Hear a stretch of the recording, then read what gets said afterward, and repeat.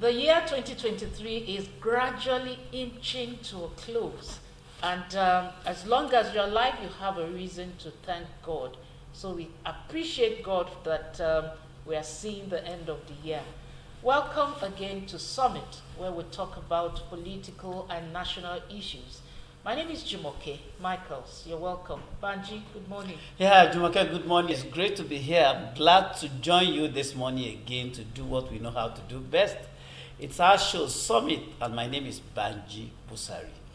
All right, so on the issue of Ondo State is what we'll be talking about this morning, talking about the leadership impasse in that state. And to join us to discuss this morning, we have public affairs analyst, an attorney at law, and I think he's an indigene of Ondo State too. Mr. Jide Ologu. You're welcome, sir. We went fishing. We went, yeah. We went fishing. We had to go and dig located out the right person from that to state. actually discuss it because it concerns him. It's Yes. all about him, Yes. about his welfare. So he's going to take it from two sides, Yes. being an indigene and also an attorney at law. So it's our pleasure to have you on the program this You're morning. welcome, Thank sir. you very much. Well, just as Jumoke said, it's the leadership impasse should bother everybody across the nation because when there's a crisis at that level, it affects governance. And since last year, when the governor, that's Arakuni Rotimi Akeredolu, took leave for his health issues, things have not actually gone very well with governance in that state. He was away for months, and upon his return, people expected him to resume office. Unfortunately, he has not been able to resume office, effectively to continue governance. In between, there have been suggestions about the deputy governor taking charge. Of course, the deputy governor took charge briefly. When the governor came back, people expected that things would, but things have never gone rightfully since the sickness issue started. Now, what's your general understanding of what is playing out in Ondo as we speak? Firstly, let me wish the governor and the number one citizen in Ondo State quick recovery. That pray that God will perfect his health. So what we see playing out in Ondo State is a test of our constitution and a test of political relationship, because by and large, from the legal angle, the law already envisaged that there may be a situation where the governor will not be able to perform his functions, constitutionally speaking. And that is why you've taken the vice and the deputy governor along. And you can find that in section 189 of the Nigerian Constitution 1999 as amended. Not just the governor alone, but also the deputy governor, where either of them is incapacitated, then you have to ask them to step aside. But here we are now, the state is engaging political solution to a constitutional issue. But having mentioned the constitutional aspect, that is also dicey in the sense that you need medical expert report before you can claim that the governor is incapacitated. So what we have now is that he was out of the country for medical attention. He has returned to Nigeria. Reportedly, he is in country home in Ibadan, but he has not resumed back in office in Ondo State to continue. And the deputy governor, who is expected to step in and carry on governance, found himself in the storm of political stakeholders, because I can let you know that it's not just about a governor being in office. There are beneficiaries and whose benefits are tied to the office of the governor in person. And right now, the next election in Ondo State, which is off-cycle election is on the 16th of November, 2024, and already... That's almost a year from now. Exactly. So already the game is on. Now let me say this about politics. We've always said it, that there are several levels of interest in politics. You have national interest, you have state interest, you have party interest, you have personal interest. And because the governor, Rotimi Akeredolu, had issues with the former governor, Honorable Ajayi. Former deputy governor. Exactly, the former deputy governor. And Ajayi moved into APC from PDP. So at the time he resigned, he moved back to PDP, and from PDP he moved to Labour Zenith Party, as a governorship candidate. And it was Governor Akeredolu himself that eventually brought Lucky Ayedatiwa, even though there were other contestants for the office of the deputy governor. And at that point in time, if you can even still consult Google, you see their pictures smiling together, and then so they were on the same page. But when it comes to political interest, when the storms start approaching, your personal interest is lifted. You see, so these are issues that we have now. And again, it's common when you have two persons occupying the same office, so to say, even though you have cadre of authority.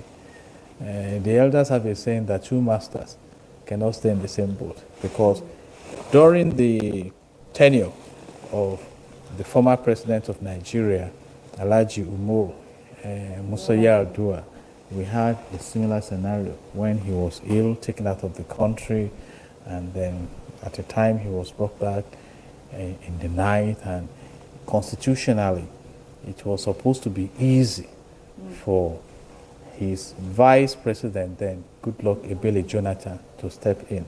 But he eventually came in by doctrine of necessity. The storm was... Doctrine of necessity. I was coming. Yes, I was coming to that. The storm was so. It's not easy for Oga and Deputy Oga to operate. Sometimes, even in churches, you find the pastor and assistant pastor. I don't know how you qualify it in Islam. The imam and the deputy imam. I understand it because Exactly. I'm also experiencing it. I know about even it. though they come out to smile at the congregation, there are issues that, so it's, if you check the Bible too, you look at the case of Moses and Aaron, it was not a smooth one at all. So I think the issue of interest is key. And right now, governance is affected, which is what should deliver dividends of democracy to the citizens. All right, so if we look at this issue holistically, what would you say is constitutionally correct and also politically correct about this issue? Constitutionally, if you know you can no longer carry on, you step aside. Even in the UK, it wasn't a case of health. It was a case of accountability. And Boris Johnson resigned from that office. You see, but it's not that straightforward in Nigeria. And talking about the political intervention, good a thing, the President and Commander-in-Chief of the Armed Forces, Asiwaju Bola Ahmed Tinubu, had to step in, and the chairman of APC, Ganduje, and some top party chieftains. And reportedly, what we read is that the deputy governor, Ayedatiwa, was made to sign an undated resignation letter, which may be political but not constitutional.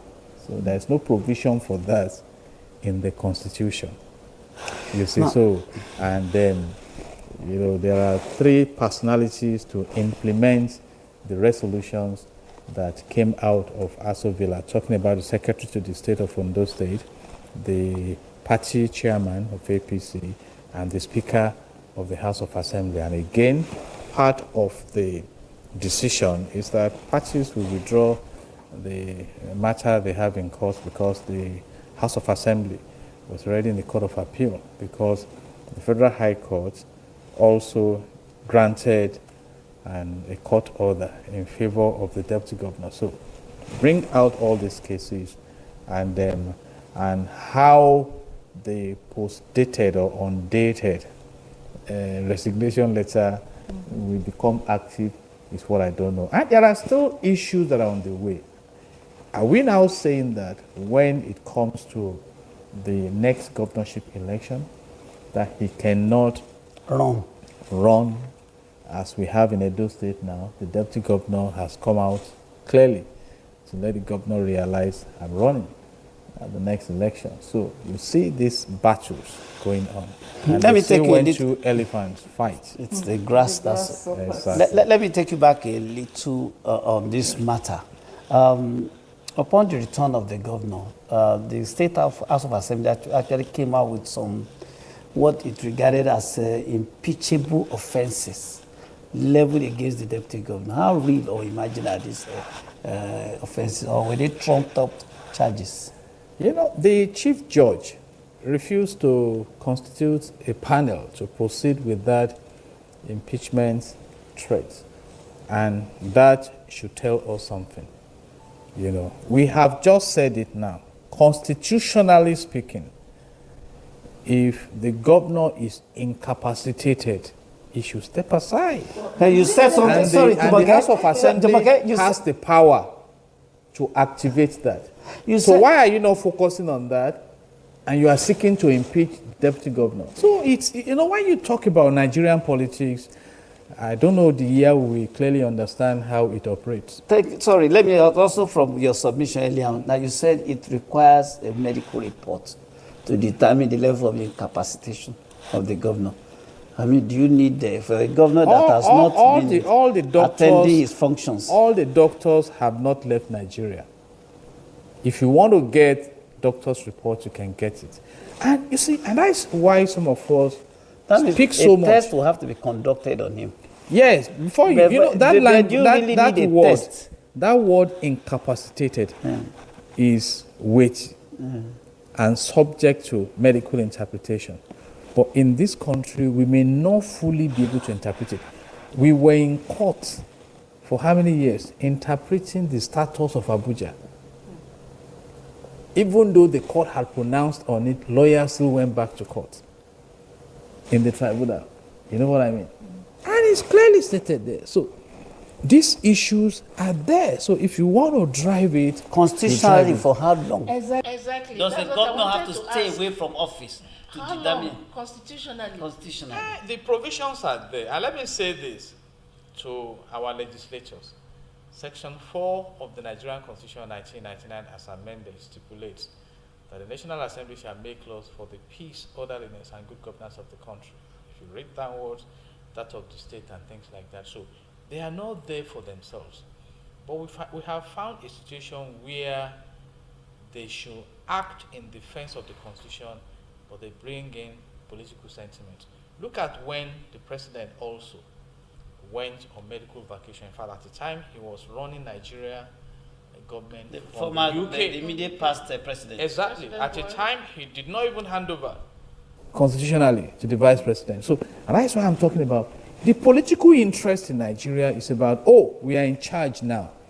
We have to do everything to hold on. And it almost played out in the case of Goodluck Ebele Jonathan when former president Musa Yar'Adua was ill, so he passed on. So these are issues. And what we are saying is that we need those who will give wings to our laws without sensation and sentiment. So look at Ondo State now. It's like a floating state. And that's why I took the time to connect us with the fountain of this. At a time, Governor Rotimi Akeredolu and the Deputy Governor Aiyedatiwa were best of friends politically. And of course, for you to accept someone to be your deputy, there should be a level of trust. So what has happened? Most likely, third parties' interest And the question we should be asking is that, must I remain in office? If Must I I find remain in- myself in a situation where I cannot maximally function. Governance is not a flippant assignment. It's a very serious mandate. We are talking about what we have in section 14 subsection 2 of the Nigerian Constitution 1999 as amended, that stipulates that the security and the welfare of the citizens shall be the primary purpose of government. And you now have the security officer, the number one security officer of the land, the number one welfare officer of the land, the pilot of the whole governance processes and system is now challenged. Health-wise. So what happens? Are we saying, I'm just imagining that because when you fly an aircraft, you don't fly with just one pilot. You see, you Must we have always- someone who is the Must we always go back to the court for interpretation for issues that have precedence? For instance, in 2009, the case you just referred to between the former president, the late president, that's Umaru Musa Yar'Adua, and his deputy then, the case was decided. I mean, the doctrine of necessity and all of that. The same governor, the current governor of Ondo State, now that's Arakunrin Rotimi Akeredolu, was the president of Nigeria Bar Association, who was actually one of the loud voices then, I mean, in support of the taking over of the vice president as the substantive president, owing to the president's ill health. Shouldn't that have been a kind of a precedent that should be, I mean, brought in, I mean, to interpret this? It should be, but can you stop anyone from going to court or from ignoring the laws or precedents? Precedents are meant to guide you when you come to court. So some may look at it and say, I'm not going to court. In 2015, the former president, Goodluck Ebele Jonathan, lost the mantle of presidential authority to APC. He decided not to go to court. That was his choice. So if the deputy governor has not gone to court, if the Ondo Sales of Assembly have not gone to court, there won't be anything. But that has been withdrawn now, by virtue of political intervention. But what interpretation are we giving to our Constitution? And let me say this. The judiciary is the third arm of government. You have the executive, you have the legislative arm, and you have the judiciary. So if you come to the judiciary is mandated to listen to you, check what you have brought, and decide. And until we change that system, which is the kernel of democratic system of government, then what do we say? The judiciary will not just go to House of Assembly that, oh yeah, if you don't come to the judiciary won't bother you. But if you come to the judiciary, you are entitled to the intervention. So I think it's the political class now that should sit back and ask the simple question, what is the purpose of political office? And when I come to the point when I cannot deliver on the deliverables expected of me, what should I do? I was going to say, if a pilot is flying an aircraft to New York City from Lagos and gets ill, at the 11th hour, it's about 13 hours journey, is he going to insist? He's vomiting and things like, for instance, that no, the other pilot should just step aside, I must continue. So these things are, they are envisaged, and in public relations, we talk about proactive crisis management. But again, we are looking up to the National Assembly, basically, and the politicians to respect the laws of the land. You recall that in the case of Kogi State, there was a very novel situation where a candidate died at a point that was not crucially captured by the law. So a lacuna was created. And the Electoral Act Amendment of 2022 already captured that scenario. So The laws of the land are dynamic. So the big question now is that despite the precedent of Goodluck Ebele Jonathan, despite what we are seeing in Edo State now, despite what we are seeing in Ondo State, are we going to leave our laws hanging? So how do we ensure that when we have stated that if this happens, this is what should be done, is complied with? That is In when... your opinion, the president's intervention as the national leader of the party, is his intervention constitutional or political now? It's political, it's been stated. Political. Yeah, it's political. Now, let's look at the role of the opposition. All this crisis has remained within the party. The Yedatiwa faction, the governor's faction, the presidency and all of that. What's the role of the opposition? Shouldn't the opposition's voice have been heard loudly now? Because it is not about APC, it's about governance, it's about the people. So what is the opposition doing? Are they satisfied? Are they really putting the issues, on the front burner for the public to see that, look, the pilot is not functioning, so we may crash land? Maybe the case would have gone... Yes. The opposition have been speaking in that direction, but the Nigerian politics is such that you still have the stalwarts, those who really matter, because how loud are the voices of opposition? You see, particularly when those in charge are saying this is how we go about it. And they are saying, and that is one technical issue. We are bringing political solution to this. So withdraw the matters in court, because judicial intervention is another thing that may make pronouncements. So one has been made at the Federal High Court level. The matter is now in the Court of Appeal, so we can still subject it to. And what is being done is that they wanted to impeach the deputy governor, and he went to court that no, you cannot do it. And as I mentioned earlier, the chief judge of the state also said, I'm not going to constitute any panel to look at the allegations. You see, so, and one of the precedents we could have seen in Nigeria is that the number one citizen in the state may be the one controlling the legislatures. Their loyalty will be to him. So the citizens of this country may still have to suffer for a long time in deriving relevance from the governance structure. The constitutional role of the deputy governor, shouldn't it come under focus now? In fact, in most states of the federation, the deputy governors are seen as spare tires. No specific functions outlined in the constitution as what they should do. The functions are they outlined to assist their bosses, their principals. What is the need for that assistance? To assist a sane driver knows that if you are traveling, you need spare tire. Some vehicles may not bring that spare tire out from where it is for 2 years. But some may did it within a week.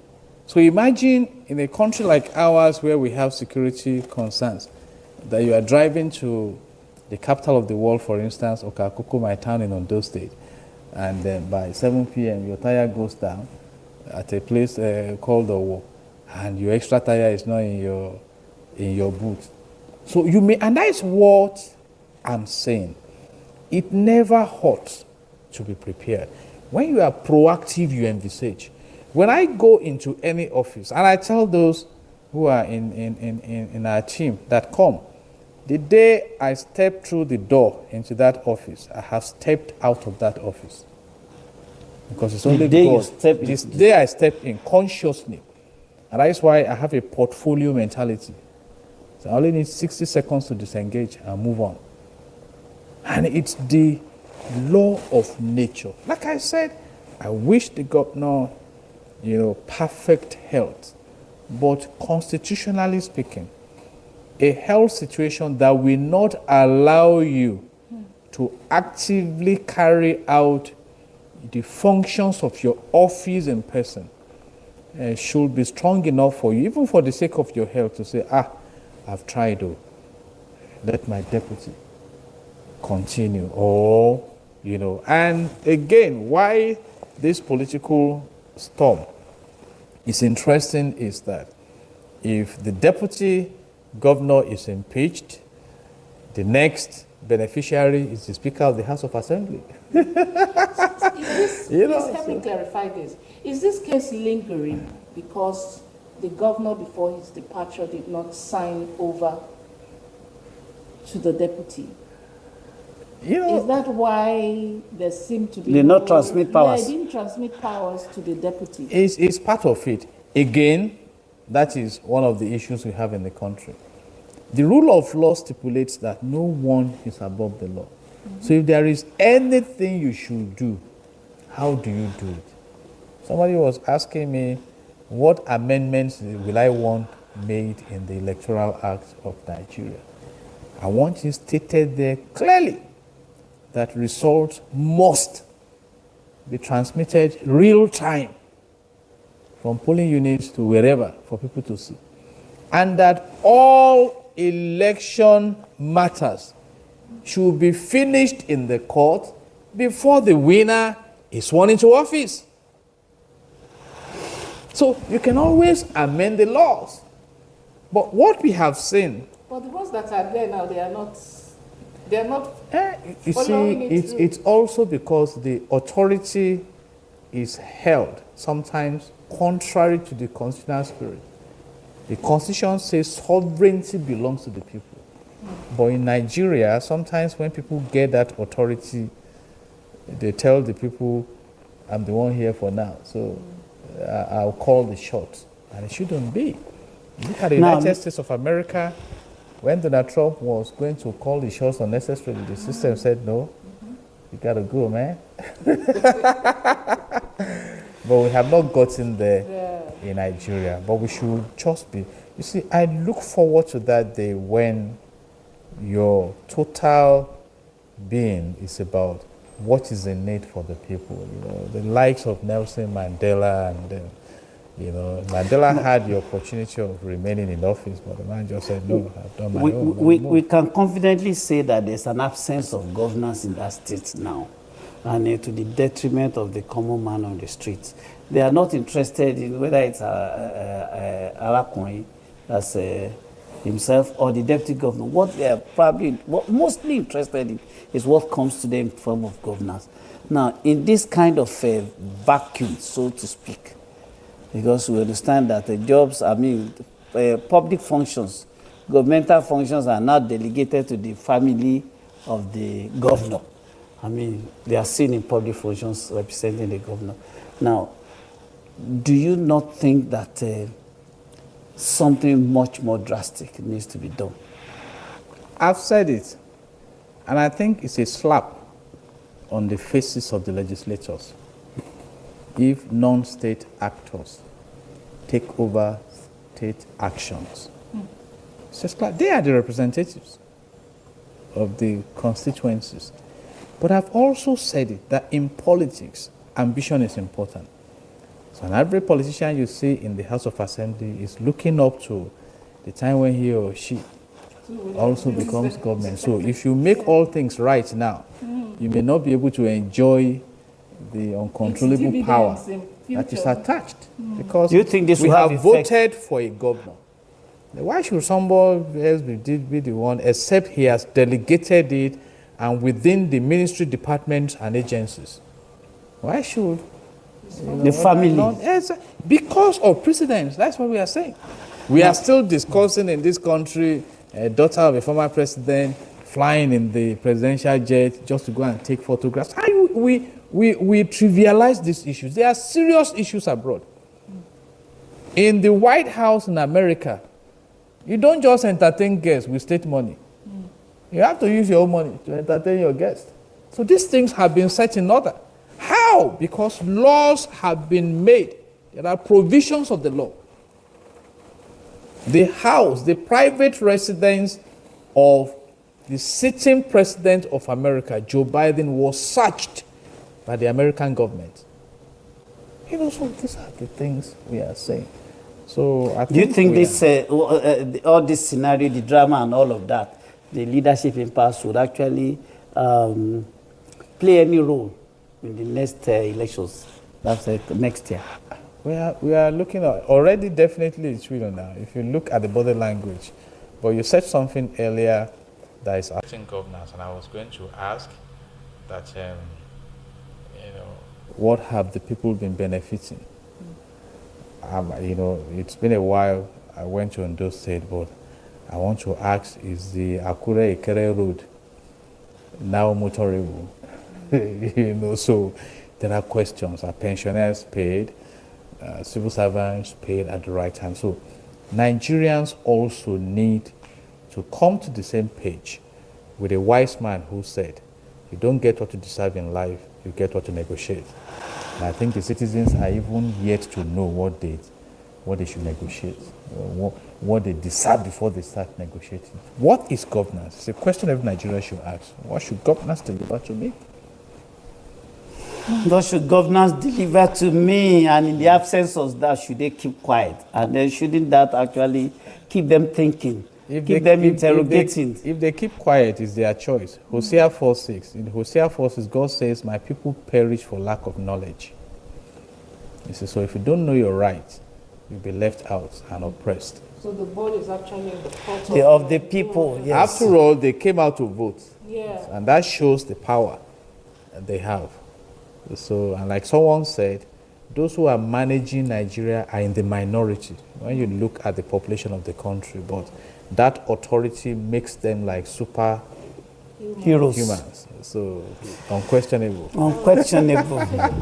All right, thank you, sir. So we have a better understanding of what's going on in Ondo State.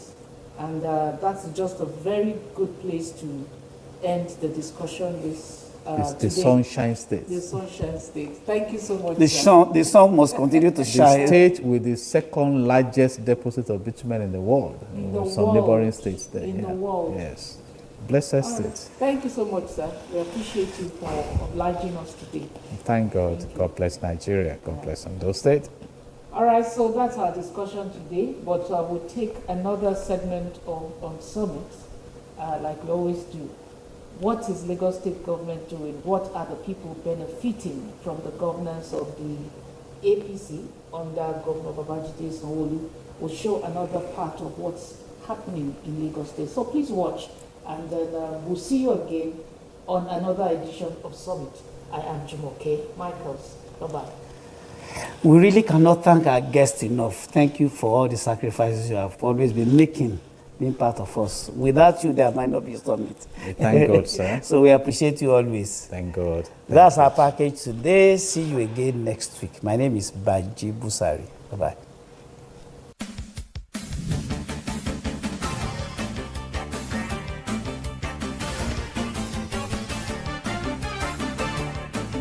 The Lagos State government joined the rest of the world to mark the 2023 World Food Day with the theme, Water is Life, Water is Food, Leave No One Behind.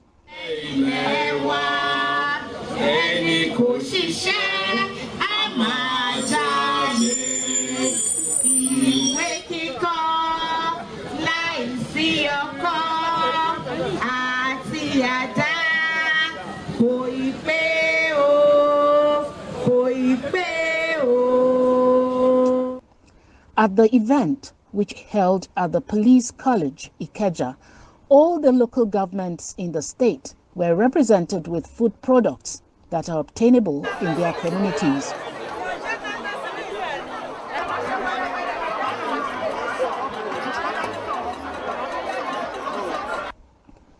They were all colorfully and beautifully dressed in Ashwebi attires to celebrate the World Food Day.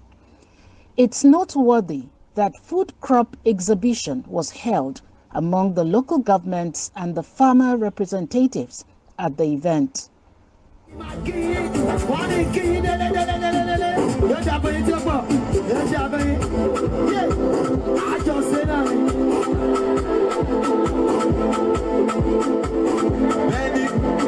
Delight 01 Agro Processing. I want to contact Many Delight.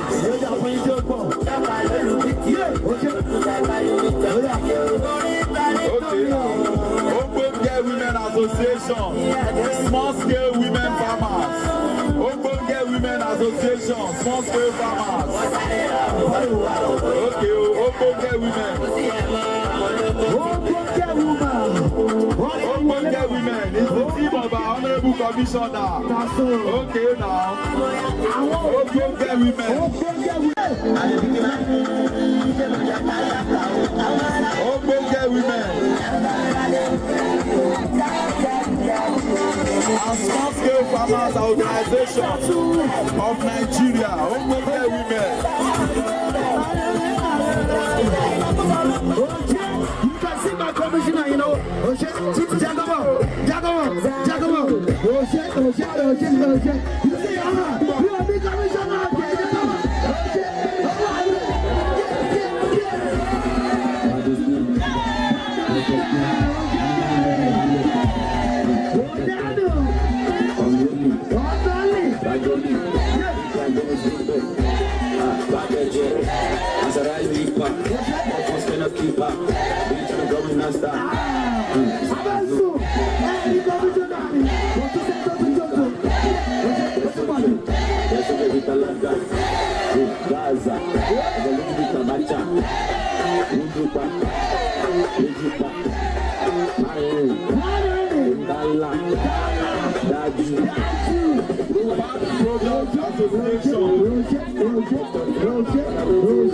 Next level.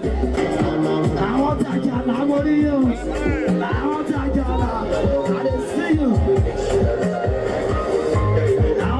Let's appreciate the Honorable Commissioner for Agriculture. Maybe you never knew. Madam is a hot stepper.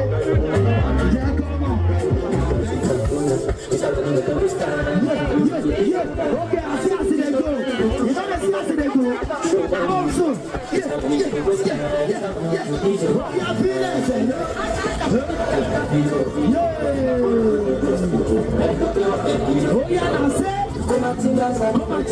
Ẹ̀rí tòmátò, ẹ̀rí kùkúmbà, ẹ̀rí àgbàdo, ewele,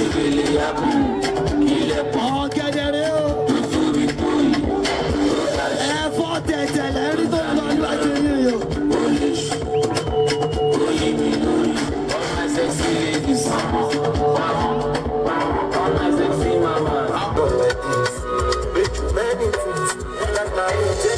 Go fresh ló tẹ̀lé, ẹ ti rí gbogbo àwọn màlúù. Mi ò ní gbà, wọ́n ní chaser, faster than the bullet, flying like the rocket, Eco Fresh. faster than the bird,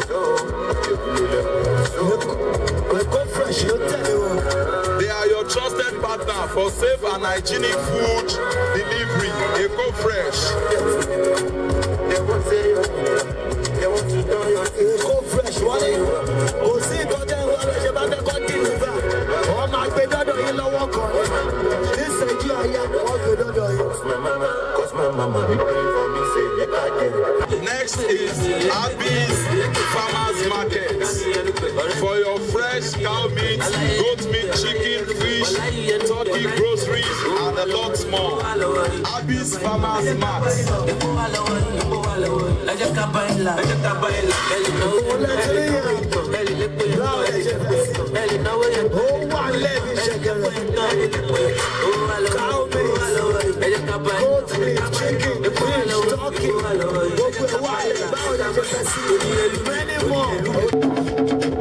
There is also the Araga Farm Settlement.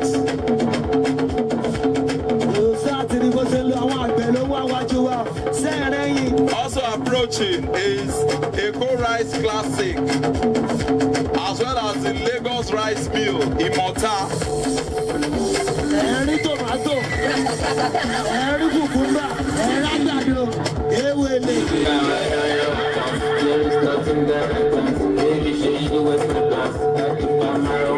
Please, let's be on the double.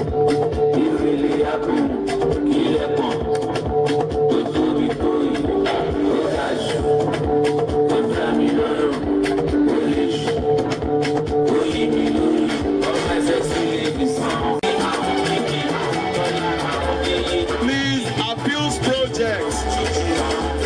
Please, let's be on the double. project. Next is Eco Farmers Appeals. Also approaching is proud beneficiaries of Appeals Ikorodu Zone.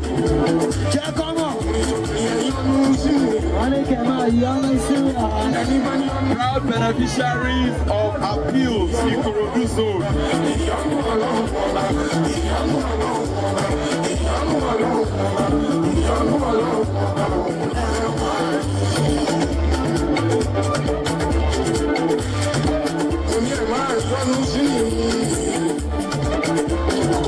Also approaching is Ministry of Women Affairs and Poverty Alleviation. WAPA. Ministry of Women Affairs and Poverty Alleviation. WAPA.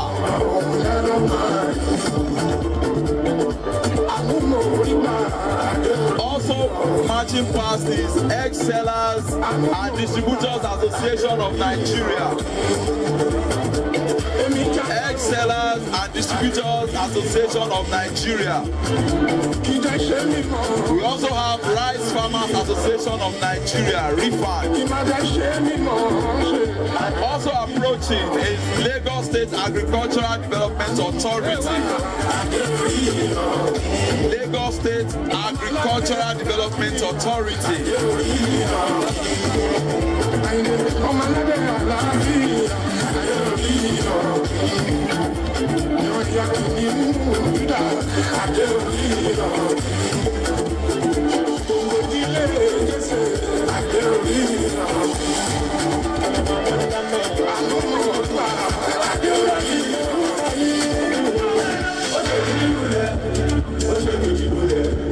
Please, let us keep moving. Let us keep moving.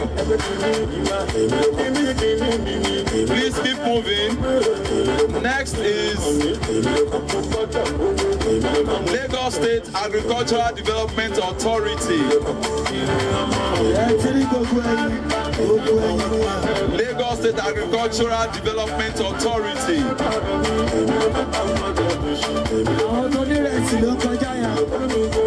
Lagos State Perishable Farm Produce Traders.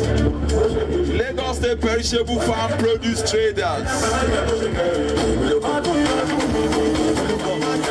Also marching past is Lagos State Fadama Coordination Office under the Ministry of Agriculture. Lagos State Fadama Coordination Office.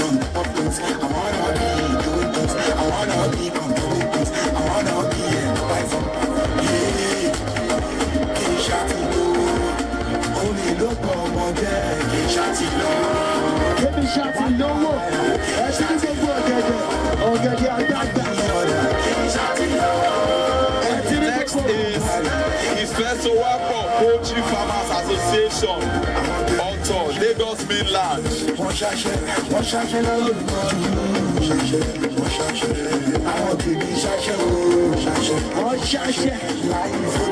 We also welcome Lagos Farm Junction, Lagos Farm Fair, Farm Junction.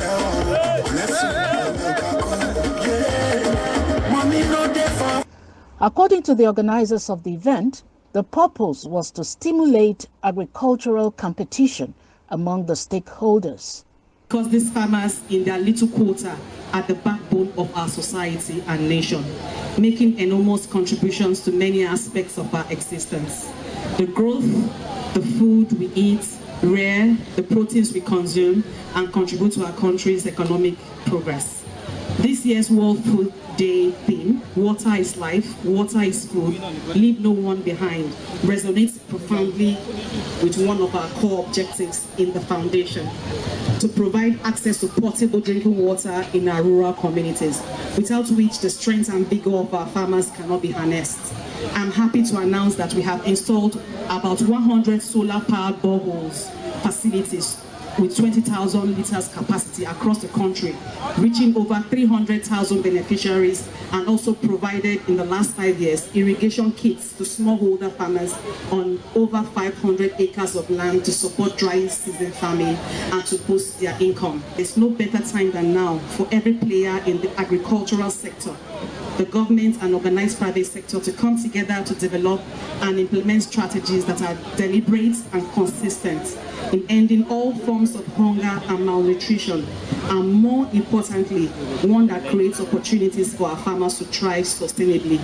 It is on this note that BATN Foundation has partnered consistently over the years with the Lagos State Ministry of Agriculture and Stanbic IBTC to sponsor the World Food Day, Lagos Farm Fair celebrations, a platform designed to create markets, linkage and access to our farmers, and to recognize the integral part they play in nation building. Your Excellency, ladies and gentlemen, BATN Foundation, since its inception, has supported the federal and state governments in agricultural development programs and has invested over 2 billion naira in supporting rural smallholder farmers in production of food crops like cassava, rice, and maize, and in aquaculture and livestock. So far, we have reached over 1.3 million beneficiaries, and we expect to double that in the next 10 years through increased support to smallholder farmers across 36 states of the Federation and also at the FCT. And in commemoration of the World Food Day, the Farm Fair is a commendable initiative to promote the Nigerian agriculture industry and seeks to drive access to markets for farmers, as well as provide income-generating platform to encourage and promote agribusiness development. This Farm Fair is a celebration of the hard work, dedication, and innovation that defines the agricultural community. In every stall, we witness the fruits of labor, the richness of the soil, and the spirit of those who toil to feed our communities. To the farmers and agricultural entrepreneurs showcasing their produce and expertise, your commitment to excellence shines through. Your efforts not only sustain us, but also inspire a deeper appreciation for the incredible journey our food takes from the farm to our tables. To the organizers, British American Tobacco Nigeria Foundation, your vision and hard work have brought us together to celebrate the essence of agriculture. The Farm Fair serves as a platform for collaboration, knowledge sharing, and the exploration of agricultural techniques that will shape the future of farming. Let us celebrate not only the bountiful harvest, but also the spirit of community and cooperation that defines the agricultural landscape. Our purpose is to drive Nigeria's growth and to enable this generation of Nigerians live a better life than the prior. We understand the demands of agricultural businesses can change from season to season, which can be challenging. We choose to focus on solutioning, and we are in for the long run. We're a one-stop shop for agribusinesses and members of their ecosystems.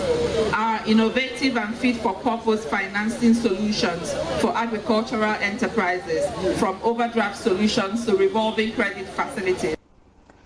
The Governor of Lagos State, His Excellency Mr. Babajide Sanwo-Olu, arrived at the event venue with several government dignitaries and the Commissioner for Agriculture, Ministry of Agriculture, Ms. Abisola Olusoya. Also in attendance were traditional rulers, baales, and high chiefs. The Governor, in his speech, applauded the farmers on how they have added value to their products and upgraded them to export levels. He stressed that his presence at the event is to further support their efforts. On all of the products and produce that they have, they've added a lot of value, and some of them are even for export. Some of them have branded themselves well, but they can continue to improve. So I'm here this afternoon to give them all the encouragement to show to the world that Lagos, indeed, we can begin to show the way for urban farming. We have not a lot of land, or even the little one that we have, we're encouraging our farmers to continue to support the needs of the citizens, because we know that we need to grow what we'll eat and eat what we grow. But we can collaborate with other neighboring states and other parts of the country to bring all of this produce to Lagos, because the population is here. And you can go on your own independently, take a trip there and go and see the amount of work that is going on there. That logistics food market is supposed to be the central hub where all sort of foods into Lagos will come in. You know, they have cold storage, they're going to have dry storage and all sorts. Then from there, our plan, which if you remember 2 years ago, we started with a 5-year strategic plan, is to now take them to the middle level markets. We have built 2, 3 of them, we're building additional 5 or 4 or 5. So the middle level markets will now take it from the main hubs, right? And before it now goes to the last mile, the corner shop market and the markets that all of you see on the day. So we have a robust integrated plan, you know, and ensuring that food sufficiency, food adequacy in Lagos is secure, because food security globally is becoming an issue. And so for us as a government, we need to be able to help the markets, we need to help the farmers, and we need to help our citizens. You know, without farmers, everybody will go hungry. And this year's theme is about water. You can even do without food for a few days, but we know there's a limited time to do without water. And we want to thank God that He has placed us in a state of water, the state of aquatic splendor. We all know it. Àjẹjà tútù ní ìrọ̀lẹ́, tá bá ti jókòó síwájú ilé wa gbogbo àwọn ọmọ Èkó àti akàn ẹlẹ́yin ṣẹ́yìn náà mọ̀. Àti yọ́yọ́ ṣe mọ̀, àwa máa fẹ́ bàjẹ́ ẹ tún fún wa látẹ̀wọ́lẹ̀ kan sí. Governor Sanwo-Olu and some members of his cabinet inspected some food stands where vendors and farmers displayed their produce as part of activities marking the day.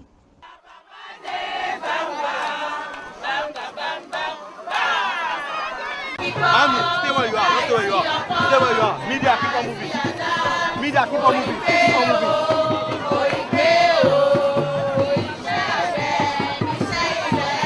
Stay where you are. Stay where you are. Oh yeah, let's step back. Let's go.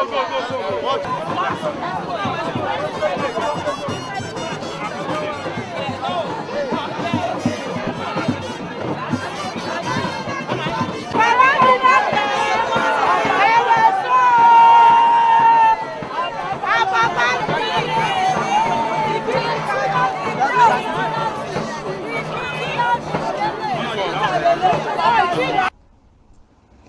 The Commissioner for Agriculture, Ms. Abisola Olusoya, in her speech, spoke about the importance of the World Food Day celebration and its impact on the economy of Lagos State. Láti wá síbí ní èní, láti wá bá àwọn àgbẹ̀ ṣe ní pé ẹ̀yin àgbẹ̀ gangan ni ẹ̀ ń di Èkó mú, ẹ̀yin àgbẹ̀ ni ẹ̀ ń di ìlú mú.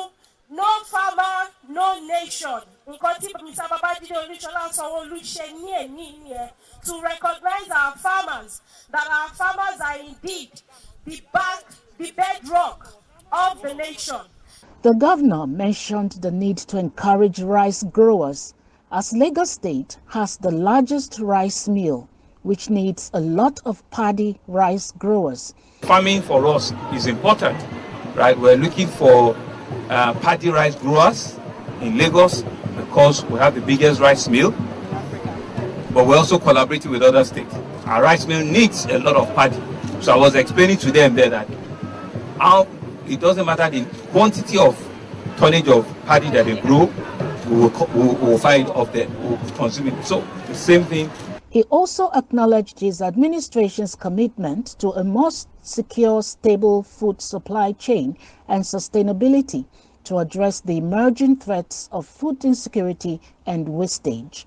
We need to begin to ensure that food is also affordable and accessible. We know that the price of food appears has gone up, but with interventions like this, with bringing markets closer to the consumers, I'm sure that all of the produce that have been brought here today will be picked up and it will be bought up, right? So part of the things that we're doing is to ensure that there is access from them. So we're building Middle-level hubs. Apart from the middle-level markets that we're building the largest food logistics hub in the whole of West Africa. Despite its very limited land space, Lagos State has contributed significantly to food supply in the state. A lot more can still be achieved to boost food security efforts if the government can exploit the modern farming methods such as biotechnology, soilless farming, among others.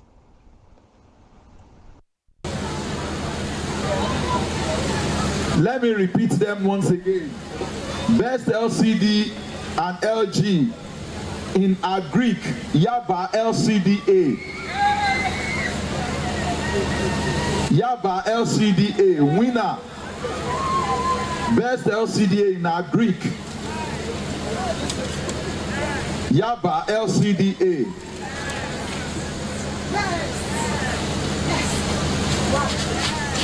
Thank you very much. Thank you very much.